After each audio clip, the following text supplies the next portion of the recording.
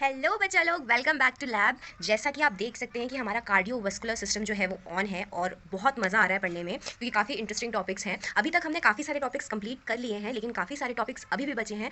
जैसा कि मैंने रेस्पिरेटरी सिस्टम में आपको बताया था कि एक क्विक रिवीजन लेना बहुत ज़रूरी है और आप लोगों को ये रिमाइंड कराना बहुत ज़रूरी है कि revision is very very important. जितने बार आप उसको रिवाइज करेंगे वो चीज़ आपके दिमाग में बैठ जाएगी, क्योंकि ये अभी हमारा बेस तैयार हो रहा है। इसके बाद में हम और डिटेल में पढ़ेंगे तो उससे हमको ईजी जाएगा। ठीक है, तो एक क्विक रिवीजन हम लेंगे इस वीडियो में। जैसे कि मैंने लास्ट वीडियो में आपको कार्डिक साइकिल के बारे में बताया था। तो कार्डिक साइकिल में है, देखिए जो स्टार्टिंग प्रोसीजर है उसका मैंने एक बहुत अच्छा सा एग्जांपल बताया था। उसमें मैंने ये बताया था, जैसे हम घर में दही लेकर आते हैं ना, तो हम जनरली दही को जब पॉलिथीन से निकालते हैं तो पॉलिथीन को हम ऐसे डाल देते हैं, तो जो मैक्सिमम जितना ज्यादा दही गिर जाता है काय में, आपकी गंजी में, ठीक है, वो विदाउट फोर्स गिर रहा है। ठीक है, लेकिन उसके बाद जब आप फोर्स अप्लाई कर रहे हो किस पे, पॉलिथीन पे, और फिर उसके बाद में वो दही नीचे गिर रहा है। तो यहीं पर आप इसको ऐसे कंसिडर करो कि जो आपकी गंजी है वो आपका वेंट्रिकल है। किसका? सबसे पहले अगर हम बात करें ऑरिकल की, तो ऑरिकल से जो ब्लड आ रहा है वो हमने कहाँ डाल दिया? वेंट्रिकल में डाल दिया, just by the contraction. Contraction करना इसीलिए जरूरी था क्योंकि 80% तो वो अपने आप आ गया नीचे, क्योंकि उसको कोई भी फोर्स लगाने की जरूरत ही नहीं पड़ी। ब्लड जो है वो भरता गया ऑरिकल में, और कौन से वेल्व्स खुल जाते हैं? Bicuspid and tricuspid valves. इसके बारे में हम पढ़ चुके हैं, ये दरवाजे हैं और इसकी ओपनिंग को हम बोलते हैं एवी फोरामेन।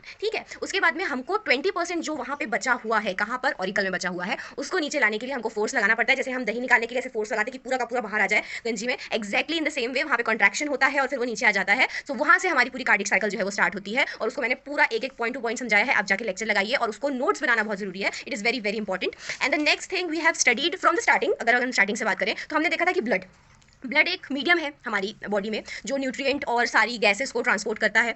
उसके बाद हमने देखा था कि हम डिसीज को कैसे डिटेक्ट करते हैं। ठीक है, एरिथ्रोसाइट्स के बारे में हमने बात किया था। एरिथ्रोसाइट्स मतलब आरबीसी, डब्ल्यूबीसी, थ्रोम्बोसाइट्स। ठीक है, ये तीनों के बारे में मैंने सेपरेट लेक्चर्स लगाए हैं, आप लोग जाके लगाइए और रिवाइज कीजिए। ठीक है, तो उसमें ऐसा था कि ल्यूकोसाइट्स का मतलब है डब्ल्यूबीसी। अब डब्ल्यूबीसी का तो बढ़िया सा क्लासिफिकेशन था। उसमें ये था कि जो नॉर्मल हमको इन्फेक्शन होता है या नॉर्मल डिसीज है, जैसे सर्दी खांसी है, तो उस टाइम पे कौन काम करेंगे? Neutrophils, basophils and eosinophils. उसके बाद में अगर हम बात करें कोई, जैसे हमको ट्यूबरक्लोसिस हो रहा है या फिर डायरिया हो रहा है, तो उस टाइम पे जब आती है कि हम ये डिफेंस मैकेनिज्म प्रोवाइड करती हैं आपकी बॉडी को, कौन? डब्ल्यूबीसी, जिनको हम ल्यूकोसाइट्स बोलते हैं। ठीक है, अब ये क्या करती है? जो मोनोसाइट्स हैं, जब ऑब्वियसली बात है आपकी बॉडी में इन्फेक्शन घुस गया है तो वो जब उससे फाइट करना है तो वो मैंने आपको एक बताया था कि विकराल रूप धारण कर लेती है, और वही विकराल रूप को हम बोलते हैं मैक्रोफेजेस। ठीक है, याद रहना चाहिए। ठीक है, उसके बाद में लिम्फोसाइट भी इसका अनदर एग्जांपल था। किसका? ल्यूकोसाइट का। ठीक है, उसके बाद हमने आरबीसी में देखा था। तो आरबीसी का यही था कि मैंने बताया था आरबीसी हमारे बॉडी में रिक्शा का काम करती है। रिक्शा मतलब क्या? रिक्शा मतलब ये कि CO2 और O2 को बैठा के वो घुमाती रहती है पूरे मतलब घर में नहीं, सॉरी, पूरे बॉडी में। ठीक है, बॉडी मतलब आप एक तरीके से ये समझ लो कि एक सोसाइटी है जहां से एक रिक्शे वाला एक इंसान को उठा के दूसरी जगह छोड़ता है और वहां से दूसरे इंसान को ले जाके दूसरी जगह छोड़ता है। तो exactly in the same way अगर आप आरबीसी को कंसिडर करोगे तो उसके पास क्या नहीं होता है? उसके पास न्यूक्लियस नहीं होता। That is why RBC can't divide. ये इंपॉर्टेंट पॉइंट है। ठीक है, उसके पास न्यूक्लियस नहीं है। ठीक है,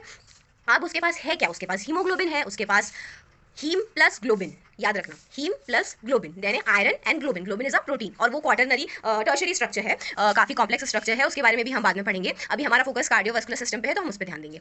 so the next thing is हमने देखा था थ्रोम्बोसाइट्स के बारे में। थ्रोम्बोसाइट्स, हाँ, मैं डब्ल्यूबीसी के बारे में एक और चीज बता दूं। डब्ल्यूबीसी और अगर हम आरबीसी का कंपैरिजन करते हैं, जैसे मैंने अभी बताया कि इसमें न्यूक्लियस होता नहीं है, किसमें? आरबीसी में, लेकिन डब्ल्यूबीसी में सेल ऑर्गेनल्स होते हैं। ठीक है, और न्यूक्लियस भी होता है। ठीक है, और डब्ल्यूबीसी काफी अच्छी तरीके से आपकी जो बोलना चाहिए बॉडी है उसको मैनेज करती है, उसको डिफेंस मैकेनिज्म प्रोवाइड करती है। और exactly in the same way जो है प्लेटलेट्स का भी यही काम है। प्लेटलेट्स के मैंने एक सेपरेट लेक्चर लगाया है कि वो भी आपको डिफेंस मैकेनिज्म में हेल्प करती है। ठीक है, तो ब्लड एंड सर्कुलेशन में क्या है कि आपका जो पूरा हार्ट है वो किस तरीके से ब्लड को सर्कुलेट करता है। सबसे इंपॉर्टेंट चीज इसमें याद रखने की यही है कि हमको सबको पता है कि ब्लड कहाँ से आ रहा है।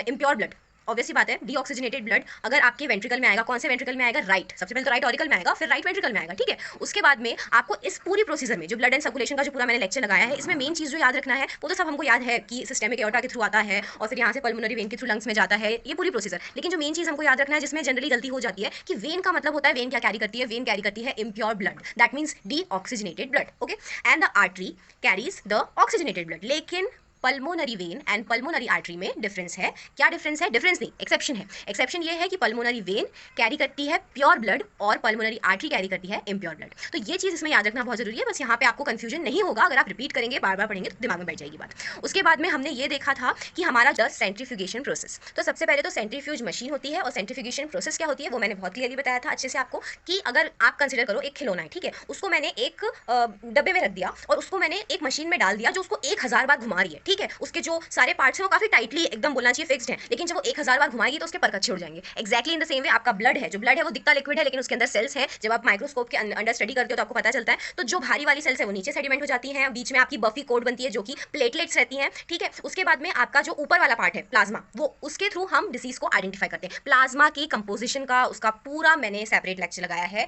वो भी आप देख सकते हैं। और इसके बाद हमने एक्सटर्नल स्ट्रक्चर के बारे में पढ़ा था हार्ट के, कि कितनी लेयर्स होती हैं, मायोकार्डियम, एंडोकार्डियम, एपिकार्डियम, और इनका ओरिजिन क्या है, ठीक है। उसके बाद वॉल्स के बारे में पढ़ा था कि वॉल्स का क्या रोल है। सो बच्चा लोग, this is all about the cardiovascular system. In the next video we will talking about the another topics of cardiovascular system because it is not completed yet. बहुत सारे टॉपिक्स बचे हुए हैं, उसके बाद भी हम एक शॉर्ट क्विक रिवीजन वीडियो बनाएंगे। So keep watching lab and keep sharing the videos. Thank you.